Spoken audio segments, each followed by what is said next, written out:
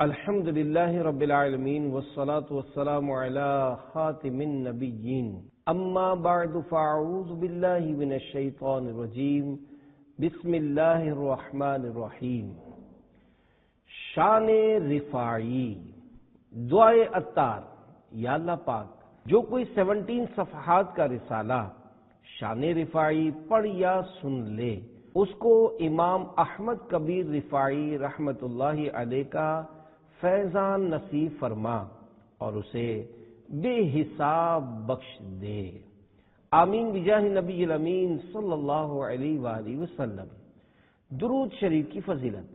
اللہ کریم کے آخری نبی صلی اللہ علیہ وآلہ وسلم کا فرمان عالی شان ہے، بے شک تمہارے نام ما شناخت مجھ پر پیش کیے جاتے ہیں، لہذا مجھ پر احسن یعنی خوبصورت الفاظ میں درود پاک پڑھو۔ صلو علی الحبیب صلی اللہ علی محمد۔ ایک چھوٹا اور پیارا سا بچہ اللہ پاک کے نیک بندوں کے قریب سے گزرا تو بزرگ اس بچے کو دیکھنے لگے۔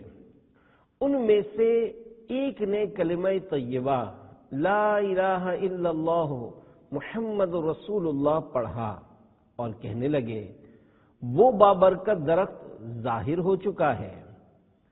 دوسرے نے فرمایا، اس درخت سے کئی شاخیں یعنی برانچز نکلیں گی۔ تیسرے نے کہا، کچھ عرصے میں اس درخت کا سایہ یعنی شیڈ طویل ہو جائے گا۔ چوتھے نے فرمایا، کچھ عرصے میں اس کا پھل زیادہ ہوگا اور چاند چمک اٹھے گا۔ پانچویں نے فرمایا، کچھ عرصے بعد لوگ ان سے کرامات کا ظہور دیکھیں گے اور بہت زیادہ ان کی طرف مائل ہوں گے۔ چھٹے نے فرمایا، کچھ ہی عرصے بعد ان کی شان و عظمت بلند ہو جائے گی اور نشانیاں ظاہر ہو جائیں گی۔ ساتویں نے فرمایا، نہ جانے برائی کے کتنے دروازے ان کی وجہ سے بند ہو جائیں گے اور بہت سے لوگ ان کے مرید ہوں گے۔ پیارے پیارے اسلامی بھائیوں، اللہ پاک کا کروڑ احسان ہے جس نے ہمارے دلوں میں اولیاء کرام رحمہم اللہ علیہم کی محبت پیدا فرمائی ہے۔ ابھی جس نیک اور با کرامت ذکر ہوا، یہ کوئی اور نہیں بلکہ سلسلہ رفاعیہ کے عظیم پیشوا حضرت سیدنا محی الدین سید ابو العباس احمد کبیر رفاعی حسینی شافعی رحمت اللہ علیہ تھے۔ آپ نواسہ رسول حضرت سیدنا امام حسین رضی اللہ عنہ کی اولاد میں سے ہیں۔ آئیے حصول برکت کے لیے ان کا ذکر خیر سنتے ہیں۔ حضرت سفیان بن عیینہ رحمت اللہ علیہ فرماتے ہیں، عند ذکر الصالحین تنزل الرحمہ، یعنی نیک لوگوں کے ذکر کے وقت رحمت نازل ہوتی ہے۔ دیدار مصطفیٰ صلی اللہ علیہ وآلہ وسلم اور خوشخبری۔ آپ رحمت اللہ علیہ کی پیدائش سے 40 دن پہلے آپ کے ماموں حضرت سیدنا منصور بطاحی رحمت اللہ علیہ کو خواب میں اللہ پاک کے آخری نبی صلی اللہ علیہ وآلہ وسلم کا دیدار ہوا۔ دیکھا کہ مکی مدنی سرکار صلی اللہ علیہ وآلہ وسلم ارشاد فرما رہے ہیں، اے منصور، 40 دن بعد تیری بہن کے ہاں ایک لڑکا پیدا ہوگا، اس کا نام احمد رکھنا، اور جب وہ کچھ سمجھدار ہو جائے تو اسے تعلیم کے لیے شیخ ابو الفضل علی قاری واسطی کے پاس بھیج دینا اور اس کی تربیت سے ہرگز غفلت نہ برتنا۔ اس خواب کے پورے 40 دن بعد حضرت سیدنا احمد کبیر رفاعی رحمت اللہ علیہ کی ولادت ہو گئی۔ صلو علی الحبیب صلی اللہ علی محمد۔ ماموں جان کے زیر تربیت آپ رحمت اللہ علیہ نے 7 سال کی عمر میں قرآن کریم حفظ یعنی زبانی یاد کیا۔ اسی سال آپ کے ابو جان کسی کام کے سلسلے میں بغداد شریف تشریف لے گئے اور وہیں ان کا انتقال ہو گیا۔ ابو جان کے انتقال کے بعد آپ کے ماموں جان شیخ منصور رحمت اللہ علیہ نے آپ اور آپ کی امی جان کو اپنے پاس بلا لیا تاکہ اپنی سرپرستی میں آپ رحمت اللہ علیہ کی ظاہری و باطنی تعلیم و تربیت کا سلسلہ جاری رکھ سکے۔ قرآن پاک تو آپ رحمت اللہ علیہ پہلے ہی حفظ کر چکے تھے، لہذا کچھ دنوں بعد حضرت شیخ منصور رحمت اللہ علیہ نے حضور اکرم صلی اللہ علیہ وآلہ وسلم کے حکم پاک کے مطابق واسط میں حضرت شیخ علی قاری واسطی رحمت اللہ علیہ کی خدمت میں علم حاصل کرنے کے لیے آپ کو بھیج دیا۔ شیخ علی قاری رحمت اللہ علیہ نے آپ کی تعلیم و تربیت پر خصوصی توجہ دی۔ استاد صاحب کی بھرپور شفقت اور اپنی خدا داد صلاحیت کے نتیجے میں سید احمد کبیر رفاعی رحمت اللہ علیہ نے صرف 20 سال کی عمر میں ہی تفسیر، حدیث، فقہ، معانی، منطق و فلسفہ اور تمام مروجہ علوم ظاہری حاصل کر لیے، اور ساتھ ہی اپنے ماموں جان شیخ منصور بطاحی رحمت اللہ علیہ سے علوم باطنی بھی حاصل کرنے لگے۔ اللہ پاک کی رحمت سے آپ نے باطنی علوم میں بھی بہت جلد کمال حاصل کر لیا۔ سجادہ نشینی کا واقعہ، جب حضرت سیدنا شیخ منصور رحمت اللہ علیہ کی وفات کا وقت قریب آیا تو ان کی زوجہ محترمہ نے عرض کی اپنے بیٹے کے لیے خلافت کی وصیت کر دیں۔ شیخ منصور رحمت اللہ علیہ نے فرمایا نہیں، بلکہ میرے بھانجے احمد کے لیے خلافت کی وصیت ہے۔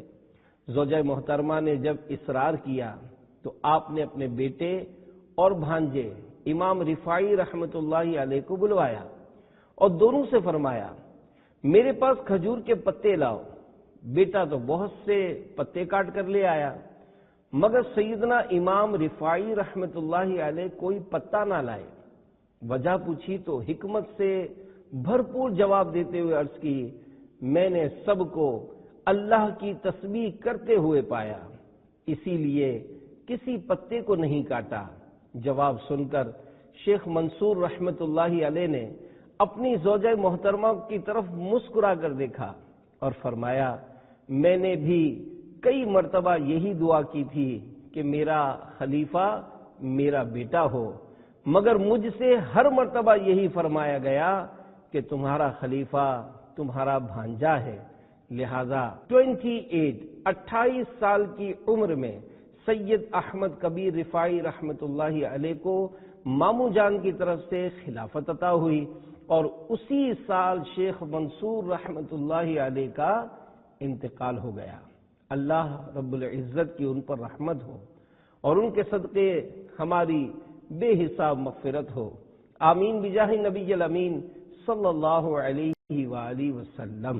نوافل کی کثرت، آپ رحمت اللہ علیہ روزانہ 400 رکعات نوافل پڑھا کرتے، جن میں 1000 مرتبہ سورۃ الاخلاص پڑھتے، نیز روزانہ 2000 مرتبہ استغفار بھی کرتے۔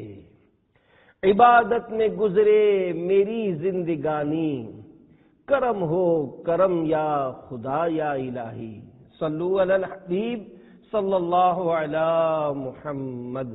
مخلوق خدا پر شفقت، جب آپ رحمت اللہ علیہ دھوپ میں چل رہے ہوتے اور کوئی ٹڈی آپ کے کپڑوں میں سایہ دار جگہ پر بیٹھ جاتی تو جب تک اڑ نہ جاتی آپ رحمت اللہ علیہ اسی جگہ ٹھہرے رہتے اور فرماتے اس نے ہم سے سایہ حاصل کیا ہے۔ کتے پر رحم، ایک مرتبہ آپ رحمت اللہ علیہ نے خارش زدہ کتے کو دیکھا جسے بستی والوں نے باہر نکال دیا تھا۔ آپ اسے جنگل میں لے گئے اور اس پر سائبان یعنی بارش اور دھوپ سے بچانے کے لیے چھپر بنایا، نیز اسے کھلاتے پلاتے اور ہر طرح سے اس کا خیال رکھتے، حتیٰ کہ آپ رحمت اللہ علیہ کی بھرپور توجہ کے نتیجے میں جب وہ تندرست ہو گیا تو آپ نے اسے گرم پانی سے نہلا کر صاف ستھرا کر دیا۔ پیارے پیارے اسلامی بھائیوں، حضرت سیدنا احمد کبیر رفاعی رحمت اللہ علیہ کے اس مبارک انداز میں ہمارے لیے بہترین سبق ہے۔ لہذا ہمیں بھی چاہیے کہ انسان تو انسان جانوروں سے بھی بدسلوکی نہ کریں اور ان کے ساتھ حسن سلوک سے پیش آئیں۔ کیا خبر ہمارا یہی عمل اللہ پاک کی بارگاہ میں قبول ہو جائے اور ہماری مغفرت و بخشش کا ذریعہ بن جائے۔ اللہ کریم کے آخری نبی صلی اللہ علیہ وآلہ وسلم نے فرمایا، ایک فاحشہ یعنی بدکار عورت کی صرف اس لیے مغفرت فرما دی گئی کہ اس کا گزر ایک کتے کے پاس سے ہوا جو کنویں کے منڈیر یعنی ویل پیراپیٹ کے پاس پیاس کے مارے ہانپ رہا تھا، قریب تھا کہ شدت پیاس سے مر جاتا۔ اس عورت نے اپنا موزہ اتار کر دوپٹے سے باندھا اور پانی نکال کر اسے پلایا تو یہی عمل اس کی بخشش کا سبب ہو گیا۔ کوڑیوں اور اپاہجوں کی خدمت۔ حضرت سیدنا امام احمد کبیر رفاعی رحمۃ اللہ علیہ کا یہ بھی معمول شریف تھا کہ مریضوں اور اپاہجوں یعنی پاؤں سے معذور افراد کے پاس جاتے اور ان سے ہمدردی بھرا سلوک کرتے، ان کے کپڑے دھوتے، ان کے سر اور داڑھی سے میل صاف کرتے، ان کے پاس کھانا لے جاتے، ان کے ساتھ مل کر کھاتے اور بطور عاجزی ان سے دعائیں کرواتے۔ جب آپ رحمت اللہ علیہ گاؤں کے کسی شخص کی بیماری کا سنتے تو اس کے پاس جا کر اس کی عیادت کرتے، اگرچہ راستہ کتنا ہی دور کیوں نہ ہوتا، اور کبھی کبھار جانے آنے میں 1-2 دن لگ جاتے۔ کبھی یوں بھی ہوتا کہ آپ راستوں پر کھڑے ہو کر نابیناؤں کا انتظار کرتے، اگر کوئی مل جاتا تو ہاتھ پکڑ کر انہیں منزل تک پہنچا دیا کرتے۔ پیارے پیارے اسلامی بھائیوں، غریبوں اور بیماروں کی مدد کرنا بہت بڑے ثواب کا کام ہے۔ اللہ پاک توفیق دے تو ہمیں اپنے اطراف میں رہنے والے عاشقان رسول، مسلمان پڑوسیوں وغیرہ کے دکھ درد میں کام آنا چاہیے۔ اللہ پاک کی رحمت والے نبی صلی اللہ علیہ وآلہ وسلم نے ارشاد فرمایا، جو کسی مسلمان سے دنیا کی تکلیفوں میں سے ایک تکلیف کو دور کر دے، اللہ پاک اس کی قیامت کے دن کی تکلیفوں میں سے ایک تکلیف کو دور فرما دے گا، اور جو کسی تنگ دست پر دنیا میں آسانی کر دے، اللہ پاک دنیا و آخرت میں اس پر آسانی فرما دے گا، اور جو کسی مسلمان کی دنیا میں پردہ پوشی کرے گا، اللہ کریم اس کی دنیا اور آخرت میں پردہ پوشی فرمائے گا۔ اور اللہ پاک بندے کی مدد میں رہتا ہے جب تک بندہ اپنے بھائی کی مدد میں رہتا ہے۔ ہمیشہ ہاتھ بھلائی کے واسطے اٹھے، بچانا ظلم و ستم سے مجھے صدا یا رب، رہیں بھلائی کی راہوں میں گامزن ہر دم، کرے نہ رخ میرے پاؤں گناہ کا یا رب۔ صلو علی الحبیب صلی اللہ علی محمد۔ بچوں پر شفقت۔ پیارے پیارے اسلامی بھائیوں، اللہ پاک کے نیک بندے کسی کا دل نہیں دکھاتے، چنانچہ حضرت سیدنا امام احمد کبیر رفاعی رحمۃ اللہ علیہ کا گزر ایک مرتبہ چند بچوں کے پاس سے ہوا جو کھیل رہے تھے۔ آپ رحمۃ اللہ علیہ کو دیکھا تو وہ ہیبت یعنی روب کی وجہ سے بھاگ گئے۔ آپ ان کے پیچھے گئے اور فرمایا، میری وجہ سے تم ہیبت یعنی فیر میں مبتلا ہوئے، لہذا مجھے معاف کر دو اور اپنا کھیل جاری رکھو۔ میرے اخلاق اچھے ہوں، میرے سب کام اچھے ہوں، بنا دو مجھ کو تم پابند سنت یا رسول اللہ۔ صلو علی الحبیب صلی اللہ علی محمد۔ عمر رسیدہ لوگوں پر شفقت۔ آپ رحمت اللہ علیہ جب کسی بڑی عمر کے شخص کو دیکھتے تو اس کے محلے والوں کے پاس جاتے اور انہیں سمجھاتے ہوئے یہ حدیث پاک سناتے کہ حضور نبی کریم صلی اللہ علیہ وآلہ وسلم نے ارشاد فرمایا، جو بوڑھے مسلمان کی عزت کرتا ہے، اللہ پاک اس کے بڑھاپے کے وقت کسی اور کو اس کی عزت کرنے پر مقرر فرما دیتا ہے۔ مفسر شہیر حکیم الامت حضرت مفتی احمد یار خان رحمت اللہ علیہ اس حدیث پاک کی شرح بیان کرتے ہوئے فرماتے ہیں، جو شخص بوڑھے مسلمان کا صرف اس لیے احترام کرے کہ اس کی عمر زیادہ ہے اس کی عبادات مجھ سے زیادہ ہیں، یہ مجھ سے پرانے اسلام والا ہے، تو انشاءاللہ دنیا میں وہ دیکھ لے گا کہ اس کے بڑھاپے کے وقت لوگ اس کا احترام کریں گے۔ اس وعدے میں فرمایا گیا کہ ایسا آدمی دراز عمر یعنی لمبی عمر بھی پائے گا، دنیا میں مال، عیش، عزت بھی اسے ملے گی، اور آخرت کا اجر اس کے علاوہ ہے۔ مسکینوں اور بیواؤں کی داد رسی۔ آپ رحمت اللہ علیہ سفر سے واپسی پر جب اپنی بستی کے قریب پہنچتے تو سامان باندھنے والی رسی نکال لیتے اور لکڑیاں جمع کر کے اپنے سر پر رکھ لیتے۔ آپ رحمت اللہ علیہ کی دیکھا دیکھی دیگر فقراء بھی ایسا ہی کرتے، اور شہر میں داخل ہو کر بیواؤں، مسکینوں، اپاہجوں، بیماروں، نابیناؤں اور بوڑھوں میں وہ تمام لکڑیاں تقسیم کر دیتے۔ آپ رحمت اللہ علیہ کبھی بھی برائی کا بدلہ برائی سے نہ دیتے ہیں۔ پیارے اسلامی بھائیوں، دیکھا آپ نے ہمارے بزرگان دین رحمت اللہ علیہم کا طرز زندگی کس قدر خوب تھا کہ کہیں جانوروں کے ساتھ حسن سلوک سے پیش آتے ہیں تو کہیں بیماروں کی تیمارداری کیا کرتے، کہیں محتاجوں اور پریشان حالوں کی دستگیری فرماتے، تو کہیں نابینا اور عمر رسیدہ لوگوں کی خیر خواہی اور دل جوئی فرمایا کرتے۔ غرض یہ حضرات مدینے والے مصطفیٰ صلی اللہ علیہ وآلہ وسلم کے اس فرمان ذیشان خیر الناس انفعهم للناس، یعنی بہترین شخص وہ ہے جو لوگوں کو فائدہ پہنچائے، کی عملی تصویر ہوا کرتے تھے۔ لہذا ہمیں بھی اپنے مسلمان بھائیوں کے ساتھ خیر خواہی و دل جوئی سے پیش آنا چاہیے۔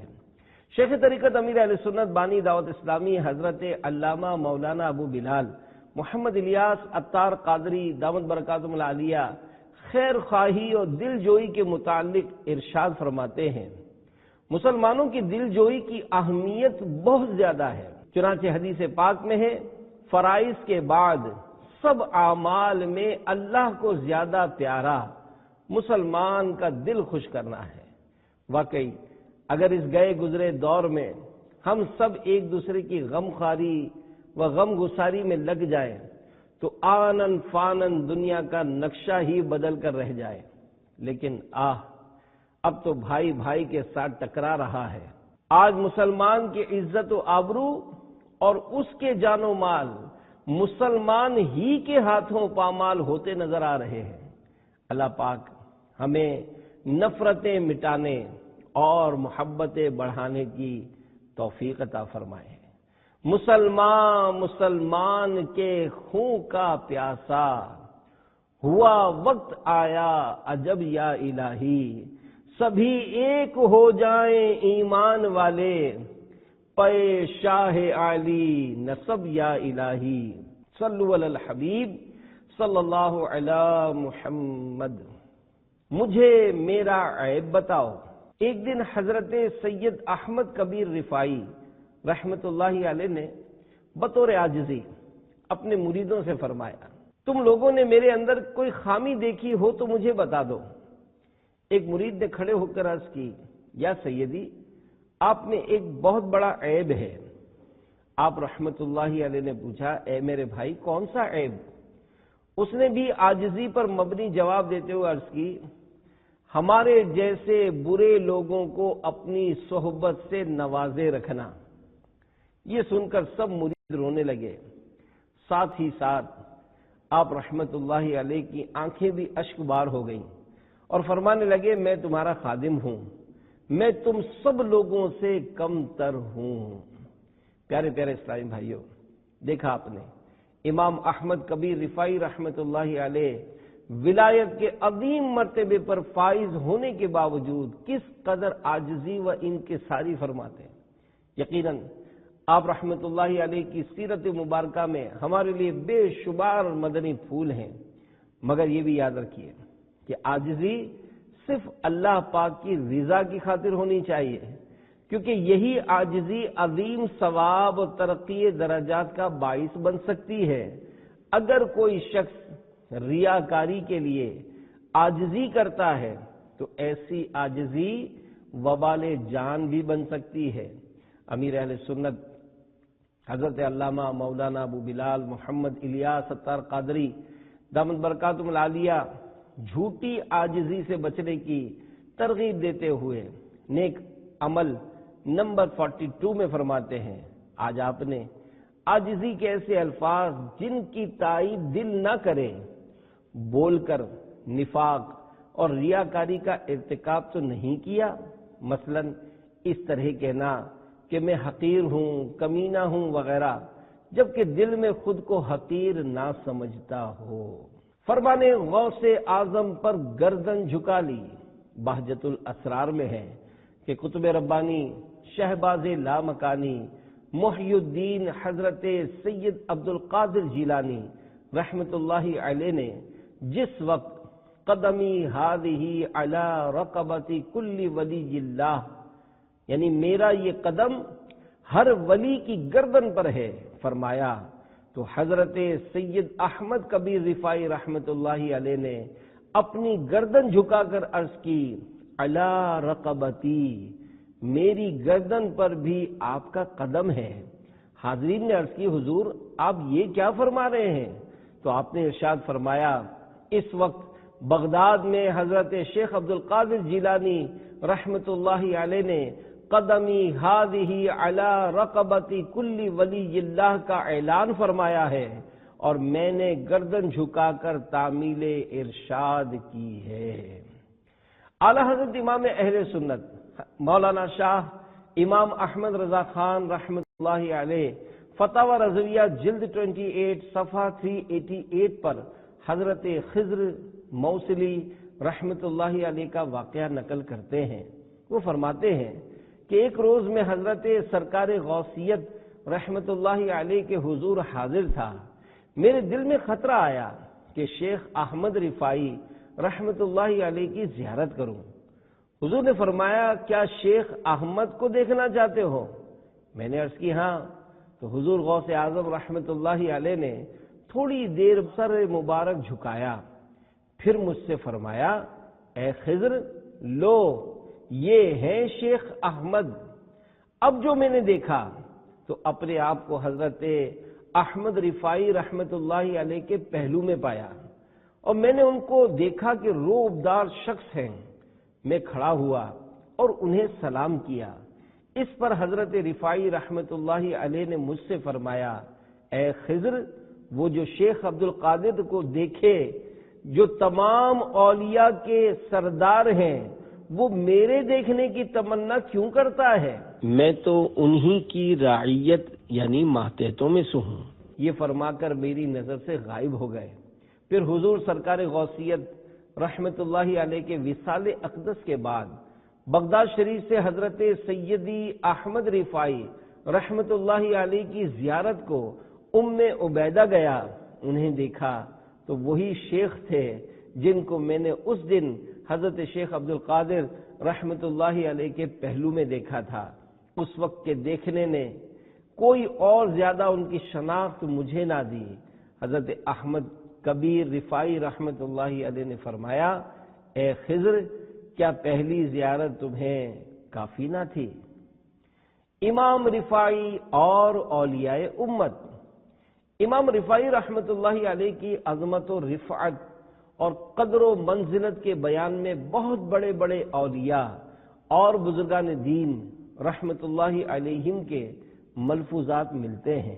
آئیے ان میں سے 3 ہستیوں کے ملفوظات سنیے۔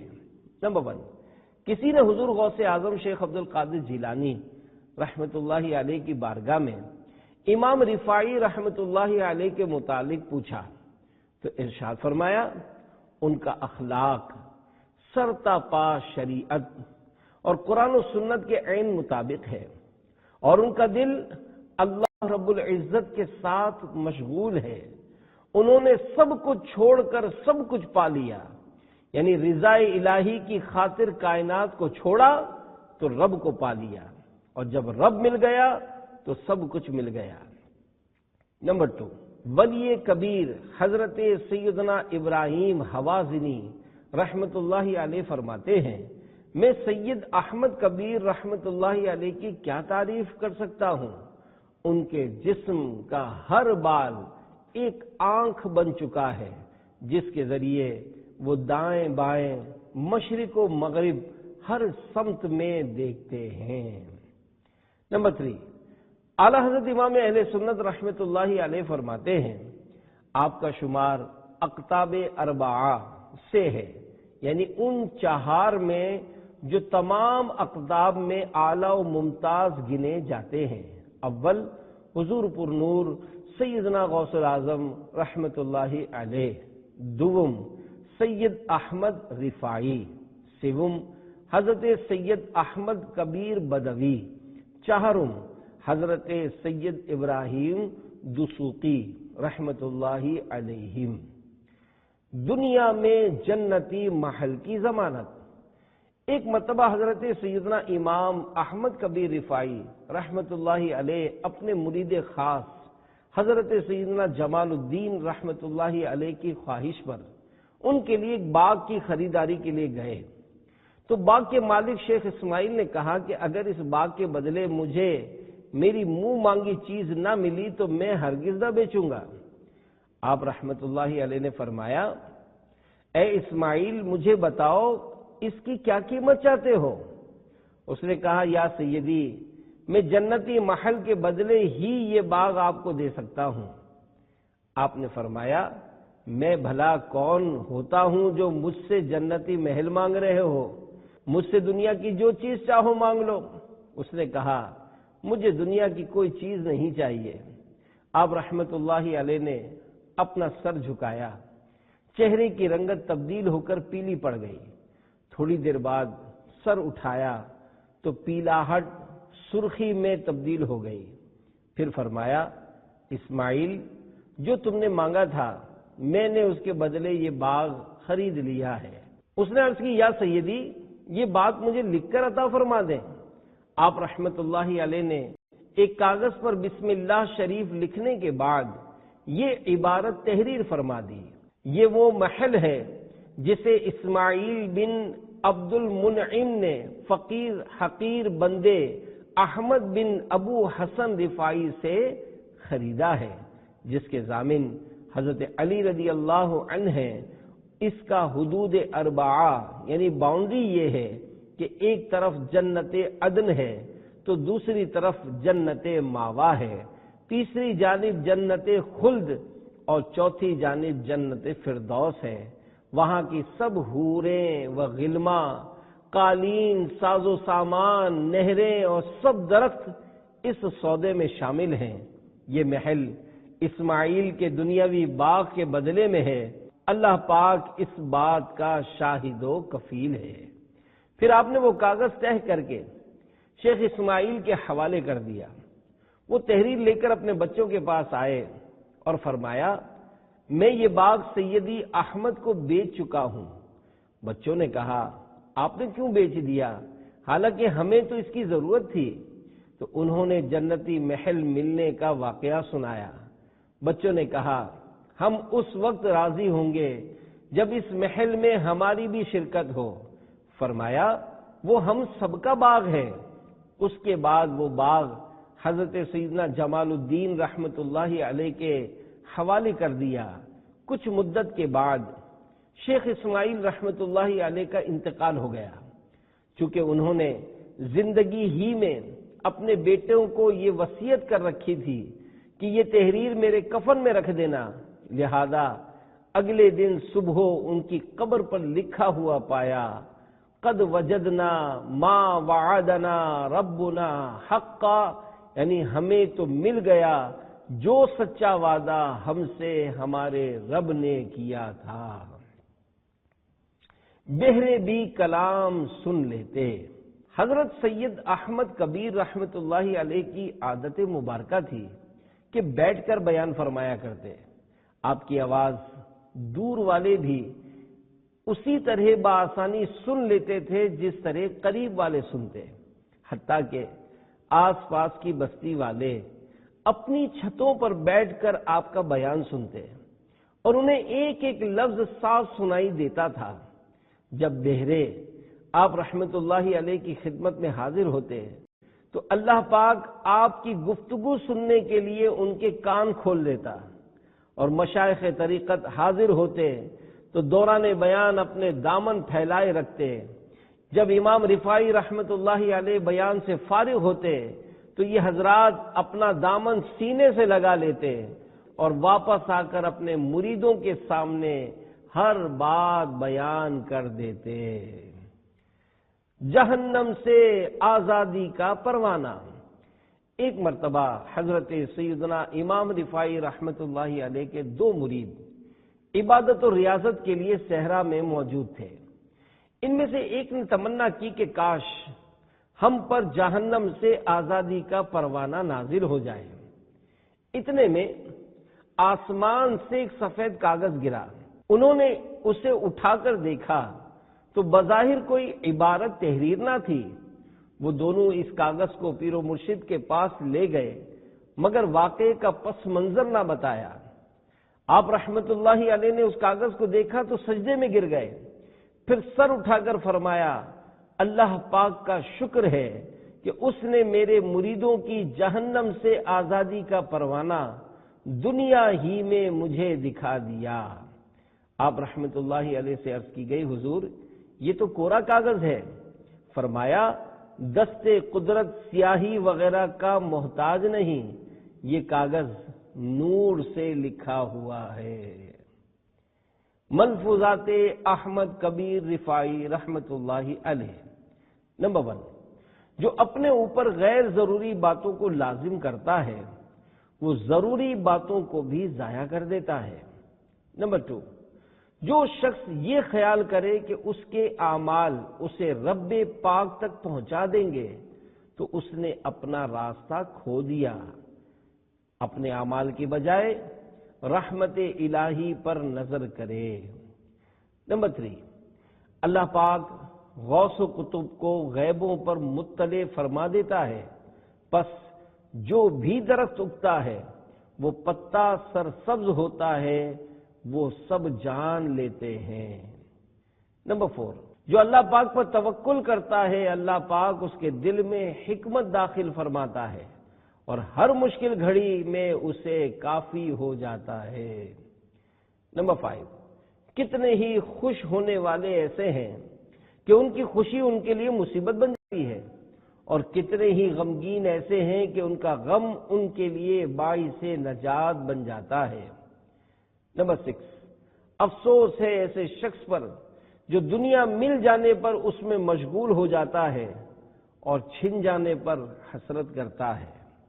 نمبر 7، اللہ پاک سے محبت کی علامت یہ ہے کہ اولیاء اللہ رحمت اللہ علیہم کے علاوہ تمام مخلوق سے وحشت ہو، کیونکہ اولیاء سے محبت اللہ پاک سے محبت ہے۔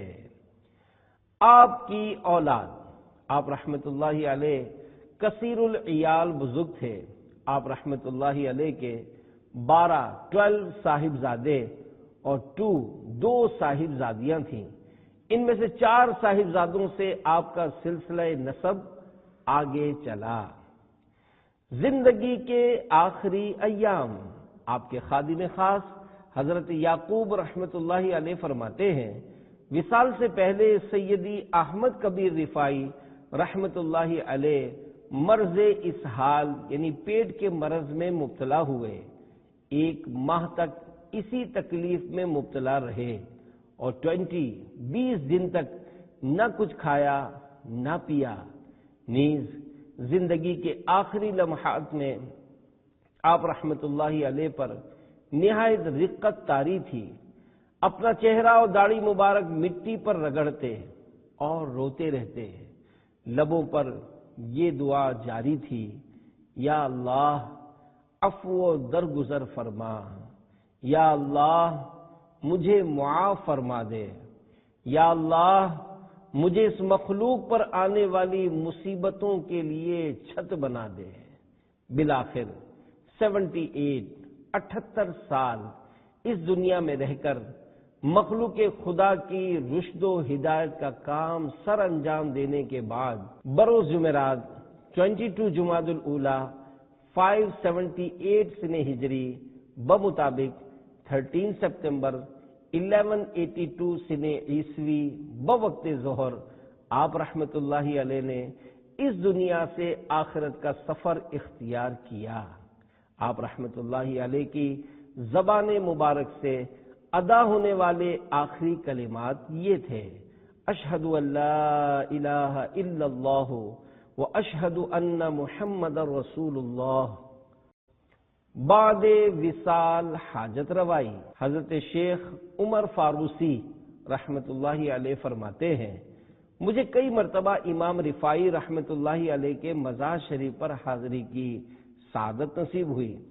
ایک مرتبہ تو ایسا بھی ہوا کہ آپ رحمت اللہ علیہ نے قبر مبارک سے باآواز بلند میری ایک حاجت کے بارے میں فرمایا، جا تیری حاجت پوری کر دی گئی۔ اللہ پاک کی ان پر رحمت ہو اور ان کے صدقے ہماری بے حساب مغفرت ہو، آمین بجاہ النبی الامین صلی اللہ علیہ وآلہ وسلم۔ صلو علی الحبیب صلی اللہ علی محمد۔ گفتگو لکھ کر محاسبہ کرنے والے تابعی بزرگ حضرت سیدنا ربیع بن خثیم رحمت اللہ علیہ نے 20 سال تک دنیاوی بات زبان سے نہیں کی۔